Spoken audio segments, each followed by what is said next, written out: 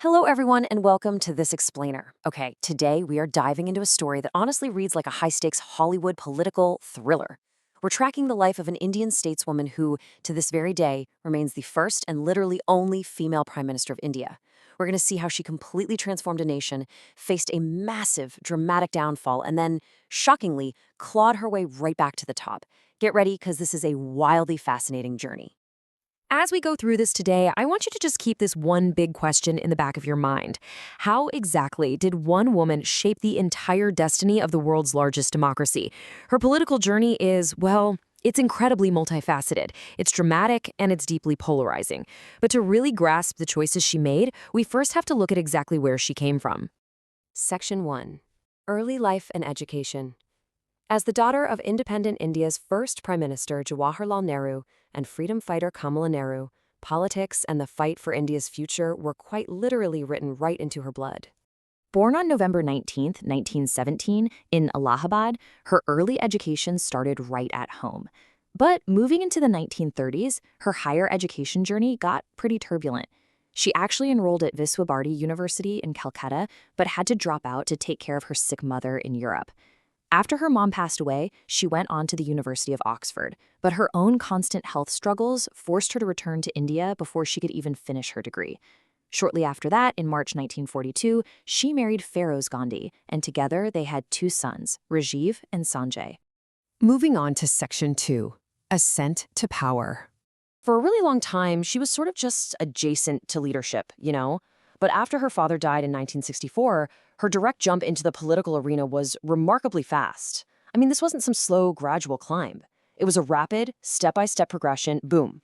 Right after her father's passing in 1964, she's appointed to the Rajya Sabha.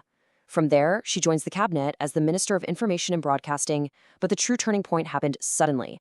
Following the unexpected death of Prime Minister Lal Bahadur Shastri, Indira Gandhi stepped right into the absolute highest office in January 1966.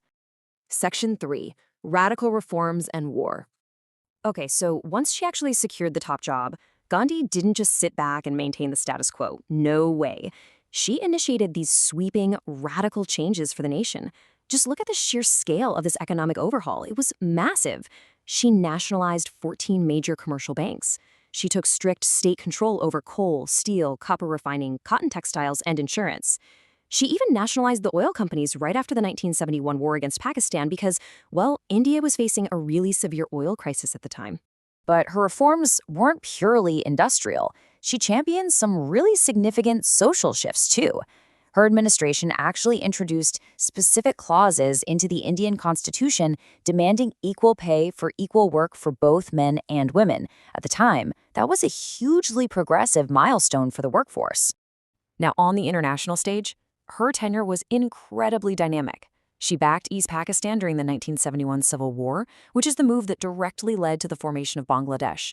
At first, she maintained these really strong diplomatic ties with the Soviet Union, the US, and the newly formed Bangladesh. But as we all know, international relations can be super fragile. After the assassination of Bangladesh's Prime Minister Sheikh Mujibur Rahman, those once solid ties between India and Bangladesh soured pretty fast.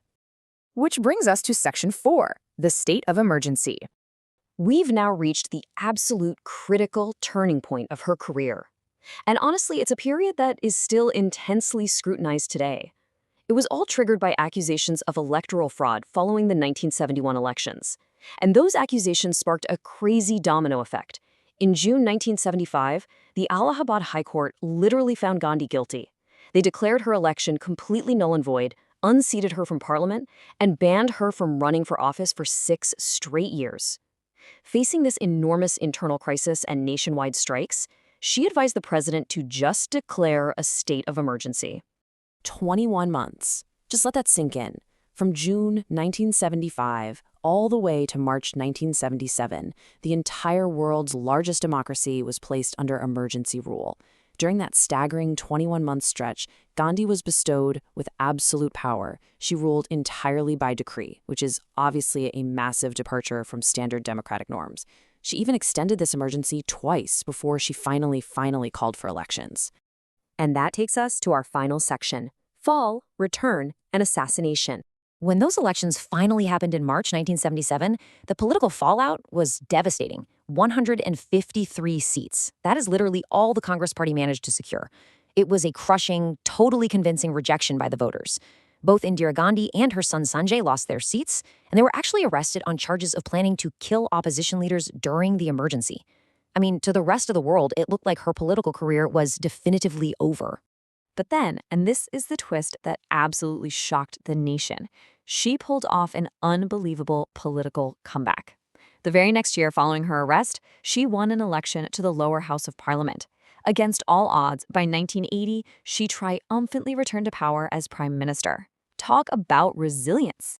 However, her final years in office were marked by some really deep personal and national tragedies. In 1980, the exact same year she got her power back, her son Sanjay died in a plane crash in New Delhi. After that, she started preparing her other son, Rajiv, to take over leadership. Then, on October 31st, 1984, the prime minister's life came to a violent end. Indira Gandhi was shot and killed by two of her own bodyguards, both Sikh, in retribution for a military attack she ordered at the Golden Temple. She was just 66 years old. We're going to wrap up our explainer today by reflecting on these words from Indira Gandhi herself.